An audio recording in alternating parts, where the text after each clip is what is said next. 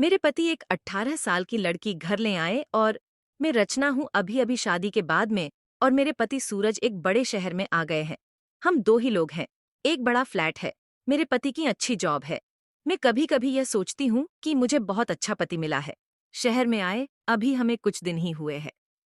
तभी मेरे पति एक 18 साल की लड़की को एक दिन घर ले आए। कहाँ की ये गरीब है, इसे काम की जरूरत है। मैंने कहा ऐसा क्या काम है, हम दोनों के बीच में अकेली कर सकती हूँ। लेकिन उन्होंने बोला यह यही रहेगी और कुछ काम करेंगी। मैंने बोला ठीक है। किसी अजनबी जवान लड़की को इस तरह अपने घर में रखना मुझे कुछ समझ नहीं आया। वो भी तब जब मैं मना कर रही हूँ। रात में मैंने सोचा कि उनसे पूछूं कि आखिर यह लड़की कौन है। लेकिन रात जब मैं कमरे में गई तब वो अपने लैपटॉप पर मीटिंग में बिजी थे। जैसे ही मैंने दरवाजा खोला तो वो मुझे हाथ से इशारा करके चुप रहने को कहते हैं। मैं बिस्तर के एक साइड पर सो गई। सुबह करीब 7 बजे मेरी नींद खुली। तब मैंने देखा पतिदेव बिस्तर पर नहीं है। मैंने बाथरूम देखा, वो वहां भी नहीं थे। दरवाजे के पास जब मैंने किचन में देखा तो मेरे पति हाथ में पैसे लिए उस लड़की को दे रहे थे और वो लड़की रो रही थी। वो उसे चुप भी करा रहे थे। पैसे देकर वो मुझसे मिले बगैर बाहर मैन डोर से निकल गए। मुझे अब कुछ समझ नहीं आया कि बात क्या है। थोड़ी घबराहट भी हुई। अजीब अजीब ख्याल मन में आने लगे। साथ ही यह भी ख्याल आया कि जो मैं सोच रही हूँ ऐसा कुछ भी नहीं हो। मैं बेडरूम से बाहर आई। वो लड़की ने मुझे देखकर अपने आंसू पोंछ लिए। मुझे देखते ही वो बोली, मैडम साहब बोले कि आज वो शहर के बाहर जा रहे हैं। मीटिंग के लिए कल शाम तक आएंगे। आप सो रही थी इसलिए आपको उठाया नहीं। मुझे कहाँ कि आपको बता दे। मुझे उससे बात करने का बिल्कुल भी मन नहीं था, इसलिए मैंने उसकी तरफ देखा भी नहीं। बस अब मैं अपने बेडरूम में बैठी कुछ कुछ सोचने लगी। शादी को अभी 1 महीना ही हुआ है और मैं उनके बारे में ना जाने क्या क्या सोचने लगी। लेकिन उन्होंने मुझे सोचने का कारण भी दिया है। एक तो ये लड़की वो अचानक ले आए, मेरे मना करने के बाद भी उन्होंने इसे यहाँ काम पर रखा और आज वो उसे रुपये भी दे रहे थे। मैंने सोचा कि एक बार फोन पर उनसे बात करके देखती हूँ। मैंने उन्हें फोन लगाया, उनका फोन स्विच ऑफ बता रहा था। यह पहली बार था जब ऐसा हुआ कि उनका फोन बंद है। अब मेरा सर और भी चकरा गया। इतने में वो लड़की रूम में चाय लेकर आती है। बोली, मैडम चाय। मैंने भी उसको पूछा, तुम्हारा नाम क्या है? वो बोली, राखी है। उसके पास फोन भी था और अब वो वाइब्रेट हो रहा था। फोन को रिसीव करने वो दौड़कर मेरे बेडरूम से बाहर गई।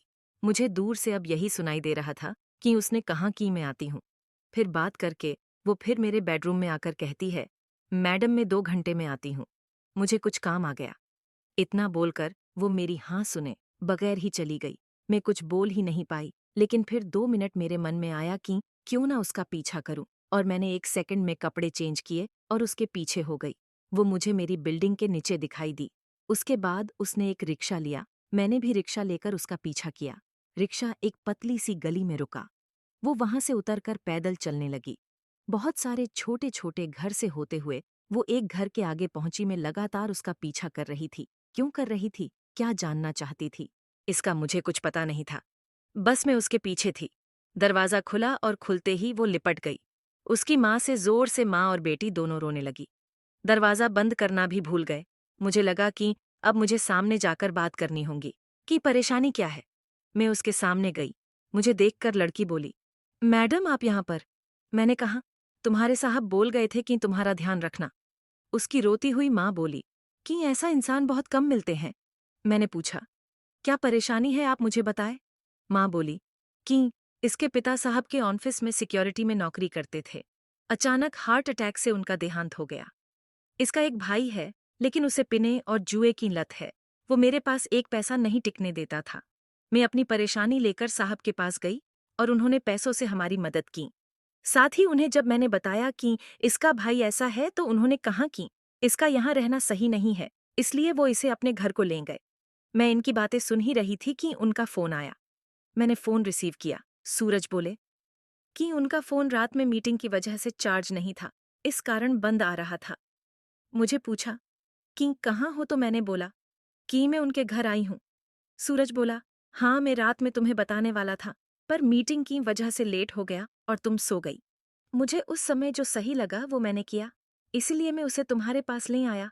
मैंने कहा, बिल्कुल ठीक किया आपने। लड़की को लेकर फिर मैं अपने फ्लैट चली गई। अब मैं उसे और अपने पति दोनों को ज्यादा प्यार करने लगी हूँ।